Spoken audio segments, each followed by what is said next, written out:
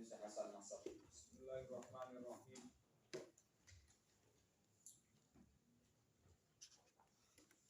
Bismillahirrahmanirrahim. Hamdan liman nadzara wujuha ahlil hadisi wa ja'ala makanatahum 'aliyatan fil qadimi wal hadisi. Wa usalli wa usallimu ala sayyidina Muhammadin marfu'il maqam wa ala alihi wa ashabihi alladhina azza bihim al-islam.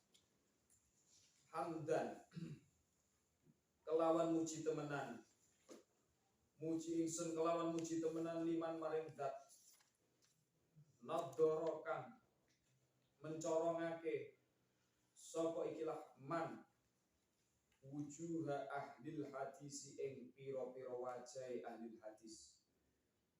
Hadis secara saiki ulama-ulama mendefinisikan itu ahlul hadis.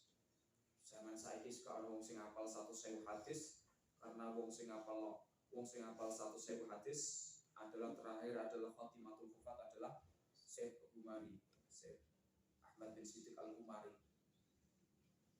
Itu dalam kitabnya sapa Kang Al tak dudoi Kang, jadi Syekh Ahmad Al-Umari itu dalam kitabnya itu beliau menukil meriwayatkan hadis-hadis Rasulullah ning ngene akhir zaman. Jadi Rasulullah itu wis nyebutno besok bakal ana minyak bumi, besok bakal ana perbankan, besok akan ada kereta api, besok akan ada pesawat terbang. Itu disebut Rasulullah kabeh ning hadis.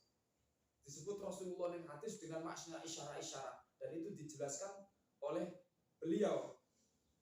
Jadi beliau meriwayatkan sebuah hadis, terus baru disyarai beliau. Ini maknanya hadis ini.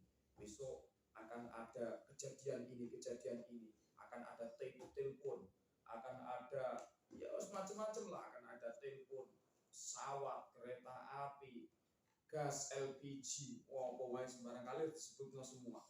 Jadi aslinya apa yang telah Rasulullah sampaikan itu, Rasulullah dawuhkan itu semua aslinya sudah ada. Kalau kita mau menangkap makna isyarat dari apa yang diingatkan Rasulullah, kejadian-kejadian yang sekarang ini sudah disebutkan Rasulullah, begitu juga disebutkan Allah.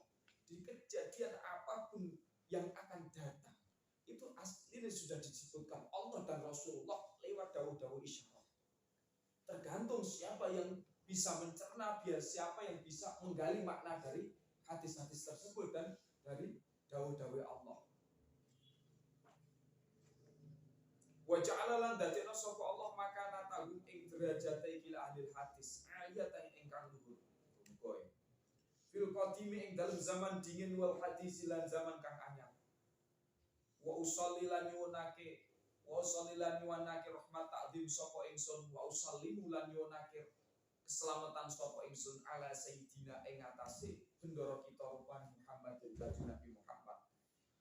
Marfu'il maqami kang diluhurake derajate, marfu'il maqami kang diluhurake derajate wa ala alihi lan muga tetep ing atase keluargane Kanjeng Nabi wa ashabihi lan pira-pira sahabate Kanjeng Nabi alladzina kang azza kang dadi kuat bihim kelawan ikil alladzina apa al-islam. Amma ba'du anapun dalam sausing ingkang kasebut wa hadhi mongko utawi kila al-hadirah fi dhihni iku at-taqriratu as-saniyatu iku pira-pira penjelasan as-saniyatu kang luhur fi syarhil mandumatil baikuniyati ing dalem nyarai perkara kang dinazomno ya iki dadi nama fi syarhil mandumatil baikuniyah ing dalem apa nyarai mandumah nazome apa kitab al-baikuniyah fi mustalahil hadis iki nama ya at-taqriratu as-saniyah fi syarhil mandumatil baikuniyah wis dadi nama alam. Ta'at narik apal hajatu ikilah hajat kebutuhan ila jam'iha mari ngumpulake takrirat linasyatil asli krana pemudane ikilah mongso. Jadi iki sing aran itu Hasan Masad yo.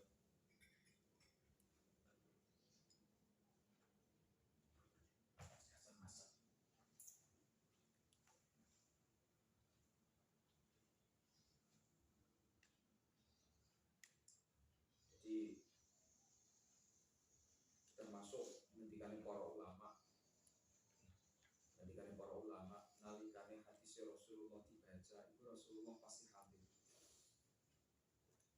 Ya, jadi termasuk keutamaan ngaji hadis itu ulama-ulama mengatakan bahwa ketika hadis Rasulullah dibaca itu hadir, mulane aja ngantuk ya. Mulane aja ngantuk. Mulane ulama-ulama mengatakan ketika majelis ahli hadis, ketika hadis Rasulullah dibaca harus menjaga adabnya karena Rasulullah hadir, harus menjaga hatinya karena Rasulullah hadir. Ini adalah ketika hadis-hadis Rasulullah dibaca. Mulane Rasulullah dongakno temenan. Wong sing mengkaji hadis yaitu didongakno. Ning hadis apa? Nadarallahu imra'an sami'a maqalati fa'addaha kama sami'a. Nadarallahu imra'an. Semoga Allah ndadekno mencorong wajahe wong sing sami'a maqalati, krungu dawuhku terus disampaikno. Kaya apa yang dia dengar. Nek saro saiki maca apa sing disampaikno ulama-ulama hadis, termasuk ini termasuk untuk dungane Kanjeng Nabi. Mulane itu aja sampai bosan-bosan ngaji hadis. Karena ngaji hadis ini mendapat doa khusus dari Rasulullah, termasuk ya iku apa didongakno wajah mencorong. Wajah mencorong imma hakikatan, ana kalane hakikat, ana kalane asli. Wajah mencorong, wajah wong-wong sing mengkaji hadis. Ana sing maknani nadharallah, iku ana sing maknani didawakno umure, diparingi umure berkah. Ya, jadi maknane Rasulullah ndongakno umure berkah. Rasulullah ndongakno ya rezekine barokah. Rezekine barokah termasuk nadharallah imro'an iki termasuk ana sing maknani adalah Rasulullah termasuk ndongakno berkah wong-wong sing gelem ngaji hadis. Ya, mengkaji hadis, ndongakno umure panjang. Ndongakno umure panjang. Iki termasuk Rasulullah mendapatkan doa-doa khusus dari Rasulullah wong sing mengkaji-kaji hadis.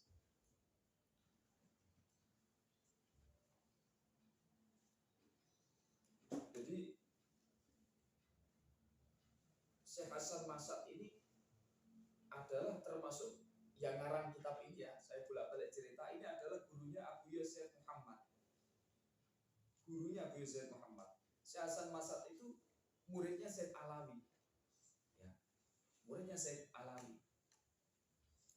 Ketika Syekh Alawi meninggal, Abu Yazid Muhammad itu umurnya kira-kira baru 28 atau 27-an lah ya. Kurang lebihnya pokoknya antara 25 sampai 28-an. Itu Abu Ya itu gak berani mengajar mengganti pengajiannya Syekh Alawi, karena yang hadir di pengajiannya Syekh Alawi ini ulama-ulama besar. Akhirnya termasuk yang memberikan semangat dan motivasi agar Abu Ya Syekh Muhammad Al-Maliki mau menggantikan majelis ngaji di Syekh Alawi adalah beliau Syekh Hasan Masad, Syekh Bihadzal Mu'allif, mu'allif bihadzal kitab, yang memberikan motivasi agar mau meneruskan pengajiannya Syekh Alawi di Masjidil Haram. Itu adalah termasuk yang memberikan motivasi adalah Syekh Hasan Masad. Yo, gurune termasuk gurune Abu Yazid Muhammad, Syekh Hasan Masad. Termasuk nek wong Jawa sing murite wong Indonesia murite Syekh Hasan Masad iku le Lombok ya. Murite Syekh Hasan Masad Lombok iku yaitu Syekh Zainuddin. Iku termasuk murid kesayangane Syekh Hasan Masad. Yaitu Syekh Zainuddin. Baik TGB boleh. Baik TGB. Tuan Guru Bajang ya. Termasuk muridnya Syekh Hasan Masad, termasuk murid kesayangannya Syekh Hasan Masad. Bahkan diceritakno nak Syekh Zainuddin Lombok ini ketika belum hadir pengajian Syekh Hasan Masad gak mau dimulai dulu, nunggu Syekh Zainuddin hadir. Jadi beliau Syekh Hasan Masad ya, ini adalah termasuk pengajar nih madrasah sholatiyah ya. La siyama abna madrasatina, sumawana piro-piro anake madrasah kita, maksudnya siswa-siswa madrasah kita as-saulatiyah, kang bangsa saulatiyah. Jadi ini Jo, madrasah saulatiyah ini adalah madrasah yang termasuk madrasah yang mencetak ulama-ulama alim dalam kurun akhir, kurun-kurun ulama mutakhir. Yang mendirikan madrasah sholatiyah itu adalah Syekh Rahmatullah Al-Hindi. Ini pendiri madrasah sholatiyah.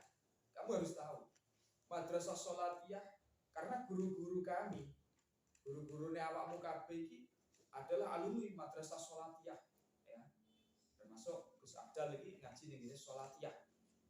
Ya. Jadi wali kelasku ya. Gus Abdal ini termasuk ngaji ning sholatiyah. Dan sholatiyah itu sing dirano siapa? Syekh Rahmatullah Al-Hindi. Beliau aslinya dari India. Dikejar-kejar penjajah sampai ke Haromen. Ya, dari India. Beliau itu yang ngarang kitab Syawahidul Haq. Kitab Syawahidul Haq. Sekarang ada terjemahnya. Kalau pengen terjemahnya ada. Kitab Syawahidul Haq itu adalah kitab menerangkan tentang perdebatan dengan orang-orang kafir. Debat terbuka. Dan orang-orang kafir ini kalah ketika debat dengan Syekh Rahmatullah Al-Hindi. Terus dijadikan buku Syawahidul Haq. Bisa dibuka Syawahidul Haq. Kitab karya Syekh Rahmatullah Al-Hindi. Ada terjemahnya. Kalau kesulitan bisa baca terjemahnya. Itu adalah kitab Syawahidul Haq, kitab karya ada Imam Rahmatullah Al-Hindi, Syekh Rahmatullah Al-Hindi. Ini yang mendirikan sholatiyah. Jadi lari-lari ke Mekah karena diuber-uber kolonial Inggris. Saat itu Inggris menjajah India. Terus datang ke Mekah, ikut pengajiannya Syekh Ahmad Zaini Dahlan. Ikut pengajiannya Syekh Zaini Dahlan. Akhirnya ketika di majelis pengajian Syekh Zaini Dahlan, beliau tanya-tanya tentang masalah. Jadi pertanyaan orang yang alim itu kelihatan. Pertanyaan orang yang alim kelihatan. Akhirnya Syekh Ahmad Zaini Dahlan ini tahu bahwa Syekh Rahmatullah Al-Hindi adalah orang alim. Akhirnya ketahuan kan? Tanya tentang sesuatu permasalahan dan pertanyaannya berbobot. Akhirnya Syekh Zaini Dahlan ini tahu bahwa Syekh Rahmatullah Al-Hindi adalah termasuk orang alim. Akhirnya beliau mukim di Mekah, menetap di Mekah, dikasih tanah, wong wedok, jibine sholatiyah itu mau ya. Sholatiyah ya.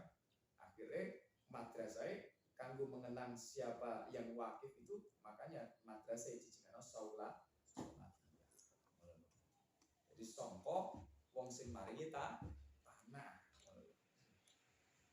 Termasuk sing aran Al-Idah itu adalah mudarris syekh nih madrasah sholatiyah sing akan kita kaji, yaitu Al-Lahji.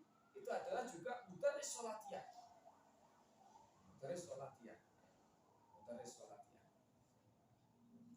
Ini termasuk guru-guru kita. Jadi ngaji kitab-kitab guru-guru kita ya. Ini kita harus tahu, supaya tahu madrasah sholatiyah itu adalah madrasah sing didirikan Syekh Rahmatullah Al-Hindi dan mencetak ulama-ulama yang hebat-hebat, termasuk yang keluaran dari sholatiyah itu Syekh Ismail Zain. Syekh Ismail Zain adalah termasuk jebolan dari sholatiyah. Syekh Ismail Zain. Syekh Ismail Zain itu gurunya Mbah Said ya. Jadi gurunya Said itu, Syekh Ismail Zain. Syekh Ismail Zain itu ngajinya di sholatiyah. Jadi memang ulama-ulama itu mempunyai ciri khas di Haromen. Di Haromen itu yang ngajar itu ulama-ulama hebat. Dan terakhir yang ngajar di Haromen termasuk adalah Syekh Yasin Al-Badani itu, Syekh Yasin, terus ini siapa?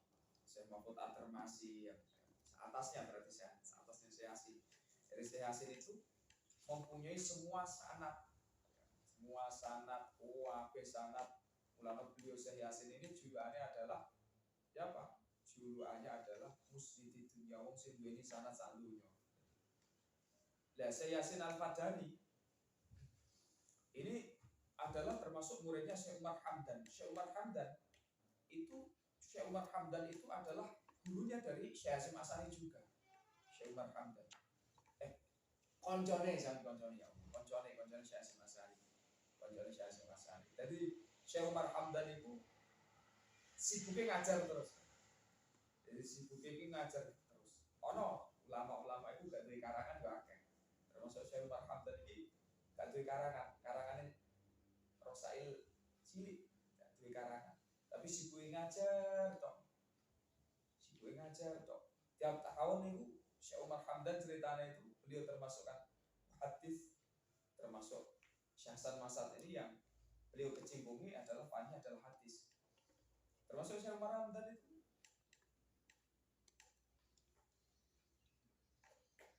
tiap tahun itu khatam kutub sittah. Tiap tahun ke khatam kutub sittah, ngajar tiap tahun kutub sittah. Sing separuh di khatam noni gini Makkah, sing separuh di khatam noni Madinah. Ini adalah Syekh Umar Hamdan. Jadi beliau nggak punya karangan, tapi sibuknya ngaji terus. Ini Syekh Umar Hamdan. Litakuna supaya ono. Apa ikilah takrirah lagum udah-udah kan iso. Lagum marang ikilah abna aunan iku dadi pertolongan, dadi nulungi fi fahmi ma ing dalem memahami perkara askala kang muskil apa ma. Wa manhajan lan dalan wadihan kang pertelo. 5 kedue perkara faqoha kang tetep ing dalem sakdure ikilah takrirah minal mutawwalati bayane kitab kang didawakna keterangane. Jadi ini adalah kitab takrirah kesaniyah. Ini adalah penunjang, menolong. Ya, menolong dalam memahami sesuatu. Sing nantinya akan kita bisa paham kitab-kitab yang atasnya. Jadi istilahnya kita mulai ngaji dari nol, mulai dari kecil, dari kitab yang paling kecil ngaji ini ilmu mustalah hadis. Karena nanti di mustalah hadis itu adalah kitab yang sangat inspiratif sekali dalam ulama-ulama mengambil kitab-kitabnya, yaitu adalah yang paling istilahnya momentum, kitab yang paling istilahnya apa ya, cara saiki mono kitabnya koyo dene kitab yang wajib dikaji oleh orang-orang muhaddis zaman dulu itu adalah kitabnya Imam Ibnu Shalah. Kitabnya Imam Ibnu Shalah sing biasanya terkenalnya adalah Muqaddimah Ibnu Shalah. Karena Muqaddimah Ibnu Shalah ini terlalu panjang akhirnya diringkas karo Imam An-Nawawi dari kitab At-Taqrib. Kitab At-Taqribnya Imam An-Nawawi. Akhirnya terus kitab At-Taqrib disyarahi Imam As-Suyuti jadi kitab Tadribur Rawi, jadi kitab Tadribur. Dan kitab ini nanti akan menjadi penunjang. Kita paham kitab-kitab besar. Ya begitu juga kitab-kitab kecil itu pentingnya seperti itu. Karena kita akan paham dengan redaksi apa yang dimaksud dalam kitab-kitab besar nanti. Rojan hale wong kang ngarep-ngarep minallahi saking Allah taala ayyaquruna. Ing yen to barengake sapa Allah zalika ing kono syarah bil qabuli kelan katrima. Semoga Allah menerimanya kitab syarah ini. Wa yaj'alalan muqaddatena sapa Allah zalika ing ikilah mengkono-mengkono apa zalik hu ing ikilah syarah minal amali ing setengah saking amal al khalisi kang murni al musili kang nekakno lil makmuli maring perkara kang diarep-arep. Semoga Allah menjadikan syarah ini adalah amal yang murni yang bisa mendatangkan perkara yang diharapkan. Wa mautai perkara wajadta kang nemu sapa sira emma ayuan nadir we eling-eling wong sing ningali, wong sing belajar fidzalika ing dalem mengkono syarah minas wabi bayane bener faminallah mongko iku saking Allah mujzilil ata'i kang gedheake peparinge, di apa yang kamu nanti lihat, yang kamu pelajari di kitab ini kok ternyata benar, maka kebenaran itu dari Allah insyaallah. Nah kita yang sunnah au min khata'in utawa bayane kesalahan ya famin kusuri ay mawajadta min khata'in iku famin kusuri mongko iku saking apes ingsun. Tidak mau menisbatkan sesuatu kejelekan atau kesalahan kepada Allah. Kalau kamu temukan dalam kitab ini ada kesalahan, maka itu dariku, bukan dari Allah. Wa ana tali ingsun al hariyu iku wong kang patut bil khata'i lan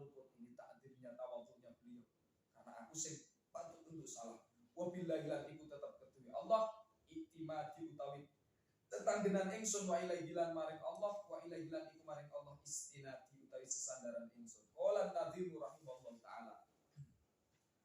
Abda'u bil hamdi musalliyan ala Muhammadin khairin nabiyyin ursila wa min aqsamil hadisi idda wa kullu wahidin ata wa adda.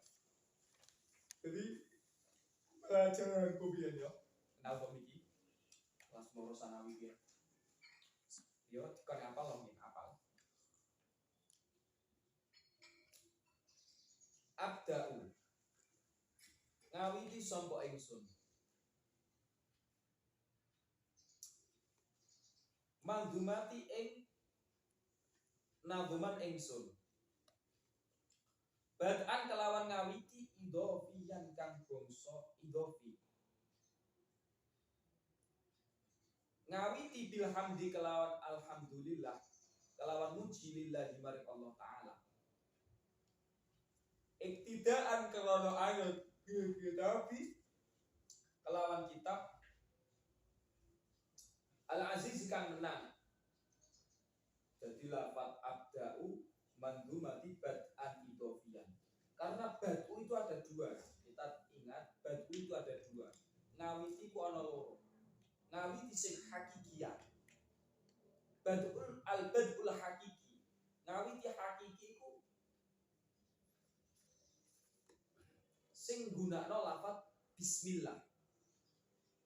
Itu namanya bad'ul hakiki. Gak ono sing ngawiti nek memang murni itu namanya hakiki. Gak didisi karo perkara liya itu namanya bad'ul hakiki, al-bad'ul hakiki. Tapi nek idhofi didisi karo dikawiti karo alhamdulillah sebab wis didisi karo basmalah. Itu nek pahaman sing paling gampang ngono. Nek kowe temokno ning ngene kitab-kitab ono apa jenenge ibtida idhofi ono ibtida utawa bad'ul hakiki utawa al-bad'ul idhofi iku ngono nek bad'u hakiki iki sing dikawiti karo basmalah dan durung dikawiti karo apapun itu namanya bad'ul hakiki. Ibtida hakiki kalau ibtida idhofi iku wis dikawiti dengan sesuatu dan biasanya ibtida sing idhofi iki dikawiti dengan alhamdulillah. Paham ya? Ibtidaan bil kitab pakai redaksi ibtidaan ya Syekh Hasan Masa pakai ibtidaan apa pakai redaksi ibtidaan. Sebab kenapa kok ibtidaan? Wa amalan lan krana nglakokno. Al-Aziz iki menang, mesti menang iki ora iso ditandingi. Biqoli kelawan dawuh Kanjeng Nabi sallallahu alaihi wasallam, dawuh pulu amrin utawi kabehane perkara, saben-saben perkara dibalen kang duweni tingkah kang wigati, la yubda'u kang ora dikawiti apa fihi ikilah amr bilhamdulillah kelawan alhamdulillah bahwa mongko iku utawi amr iku aqta'u iku kaya hayawan kang dipotong tangane. Iku aqta'u iku kaya hayawan kang dipotong tangane. Jadi Hasan Masad nggawa redaksi ibtidaan. Kenapa? Kok ora amalan wae padha ning hadis wa amalan. Kok ning kono nggawa lafaz ibtidaan, sing kedua amalan. Manut ibtida manut karo kita pindah. Sing kedua ngamal hadis Rasulullah, setiap perkara yang tidak dikawiti karo alhamdulillah iki perkarane ora barokah. Perkarane koyok dene hayawan sing dipotong tangane alias ora sampurna. Maka iktidaan pakai redaksi iktidaan sebab ning dene Al-Qur'an ora ana nas yang memerintahkan untuk ngawiti kanthi alhamdulillah. Tapi langsung dengan suratul Fatihah. Kalau dalam hadis ada nas, makanya beliau menggunakan redaksi amalan. Kamu harus bisa membedakan kenapa beliau pakai redaksi iktidaan, karena dalam Al-Qur'an ini tidak ada nas, tidak ada ayat, tidak ada nas yang memerintahkan untuk mengawiti karo alhamdulillah. Tapi langsung Al-Qur'an ngawiti kanthi suratul Fatihah yang di situ dikawiti dengan alhamdulillah. Tapi kalau dalam hadis ada nas yang memerintahkan untuk setiap perkara itu harus dikawiti dengan alhamdulillah kan dikawiti alhamdulillah gak barokah. Makanya redaksinya iktidaan dan amalan. Bisa bedakno lho, Cung. Ya. Itu harus bisa membedakan. Kalau memang amalan pakai karena ada nas hadisnya.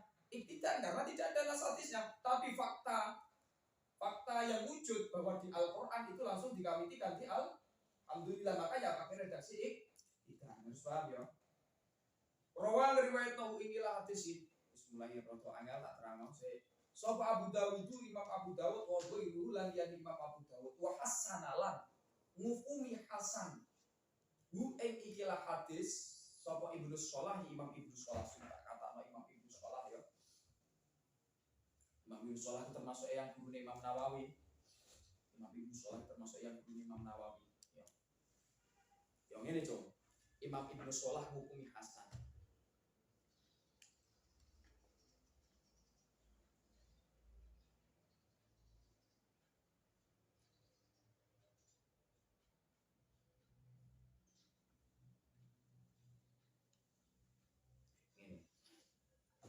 Jadi Imam Ibnu Shalah itu mengatakan gini, Cung. Iki wis pokoke mbok keterangan perlu catat semane Imam pokoke wis. Keterangan longkong golek kitabe maca angel, kadang memahami malah salah. Pokoke keterangan itu saged catat terus perintah. Jadi Imam Ibnu Shalah itu mengatakan seperti ini, Cung. Ngukumi hasan, ngukumi dhaif hadis, ngukumi sahih hadis iku wis gak mungkin. Iki ning zamane beliau Imam Ibnu Shalah lho ya. Ngukumi hasan, ngukumi dhaif, ngukumi sahih iki wis gak mungkin. Iki ning zamane Imam Ibnu Shalah. Dipaham ya? Jadi Imam Ibnu Shalah itu mengatakan seperti itu. Ngukumi hasan, ngukumi dhaif, ngukumi sahih iki gak mungkin ning zamane Imam Ibnu Shalah. Ning zaman Imam Ibnu Shalah wis gak mungkin. Ya, ning zaman Imam Ibnu Shalah wis gak mungkin. Loh, tapi kok ning kene kok beliau wahasana piye? Lah, gak sesuai. Lah ini bagaimana kok Hasan Masad kok dawuh wahasanahu? Kok Imam Ibnu Shalah menghukumi hasan hadis tersebut? Jadi ning zaman Imam Ibnu Shalah iki ngukumi hasan, ngukumi dhaif, ngukumi hasan wis gak sah. Lho, meneh zaman saiki kok yo eno hadis Sahal Albani, Sahal Ibnu Bas, koyo ulama-ulama wong Wahabi yo geblek lah. Wong Imam Ibnu Shalah dhewe wae dawuh ya ngukumi ini gene Alfiyah Imam Ibnu Shalah ngukumi hasan yo eno hadis, dhaif no hadis gak mungkin ning zaman saiki. Gak mungkin lah kok orang wong saiki kok ngarani hadis iku hasan, ngukumi hadis iku dhaif. Ini gak mungkin. Sudah habis. Sing ngukumi hasan dhaif ya ulama-ulama terdahulu gitu mong anut tok taklid. Tapi kenapa kok Imam Syekh Hasan Masad kok mengatakan di sini kok hasanahu? Padahal ngukumi hasan dan dhaif iki wis gak mungkin. Lah berarti paradok tidak sesuai dengan apa yang dikatakan Imam Ibnu Shalah. Jadi redaksinya Syekh Hasan Masad ini berarti gak sesuai dengan apa yang dikatakan Imam Ibnu Shalah. Dan terus piye? Maksudnya dawe Syekh Hasan Masad iki Hasan Ibnu Shalah. Jadi ilmu nek dijeruk-jeruk niku keterangan mesti akeh. Ini Cung. Jadi Imam Ibnu Shalah ya memang mengatakan seperti itu. Lah terus maknane piye? Jarene mau ngukumi hasan dhaif iki gak wis gak iso, wis gak ono. Tapi kok Imam Ibnu Shalah ngukumi dhewe. Lah iki ulama-ulama mengatakan maknane ai wa naqala al hukma bi husnihi Ibnu Shalah. Jadi makna hasanahu Ibnu Shalah itu maknane ai wa naqala al hukma bi husni sapa Ibnu Shalah. Jadi maknane ngono. Jadi Imam Ibnu Shalah nukil hukum hasane hadis iki. Beliau nukil maknane ora kok ngukumi. Jadi ai maknane ai wa naqala al hukma bi husnihi Ibnu Shalah. Maknane ngono. Karena wis gak mungkin ngukumi hasan, ngukumi dhaif, hadis gak mungkin. Makanya ini dawuh wa hasan Ibnu Shalah itu maknanya ayyana qala al hukma bi husnihi Ibnu Shalah sapa Imam Ibnu Shalah. Itu maknanya koyo ngono.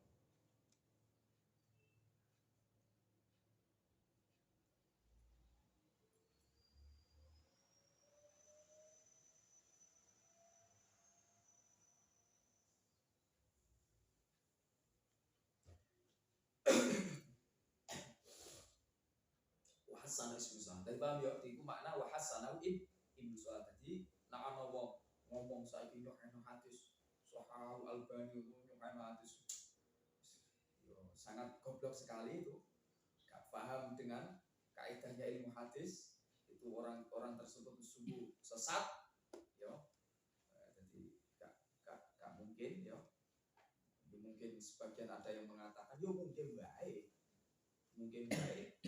Ono ulama sing menghukumi hasan, ada yang menghukumi sahih. Tapi itu jumhur ulama mengatakan suka mungkin.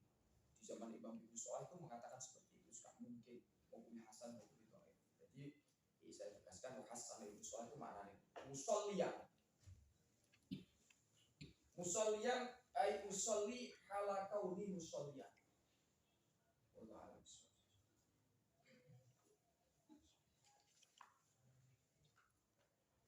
Khatam. Sila